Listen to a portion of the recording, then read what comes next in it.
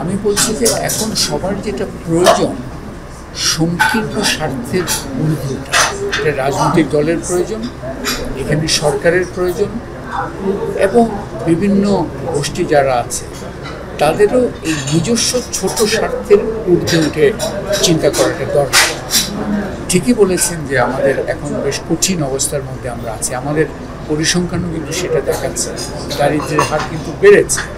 তো মিলিয়ে কিন্তু এখন এটাতে কীভাবে করব আমি মনে করি সবচেয়ে গুরুত্বপূর্ণ একটা বিষয় মনে করি একটা নতুন মুড তৈরি করা দরকার, একটা নতুন জাতীয় মুড, যে আমরা অভিযোগ, সংকীর্ণ স্বার্থ, একে অপরকে সহমর্মিতার বদলে নিজের প্রাধান্যটা করা, এই জায়গা থেকে একটা নতুন ন্যাশনাল মুড তৈরি করা খুব প্রয়োজন। এটা তো অর্থনীতিবিদ হিসেবে এটা একটু শোনাতে পারে, কিন্তু আমি মনে করি এই ধরনের একটা ন্যাশনাল মুড একদম খুবই প্রয়োজন। এখন এখানে এই মুড তৈরিতে সবচেয়ে গুরুত্বপূর্ণ ভূমিকা রাখতে পারে যারা সরকারে আছেন এবং যারা বিশেষ করে রাজনৈতিক দল না।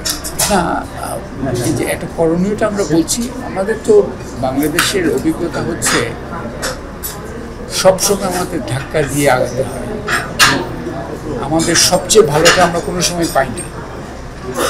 আমরা সবচেয়ে ভালো না পেলেও দ্বিতীয় ভালো, তৃতীয় ভালো, ইভেন দশম ভালো যদি পাই তাহলেও চলবে, আমাদের ধাক্কা দিয়ে আগাতে হবে এবং পুরো দায়িত্বটা শুধু কারো দায়িত্ব হিসেবে চিন্তা না করে প্রত্যেকের নিজের দায়িত্ব হিসেবে চিন্তা করতে হবে।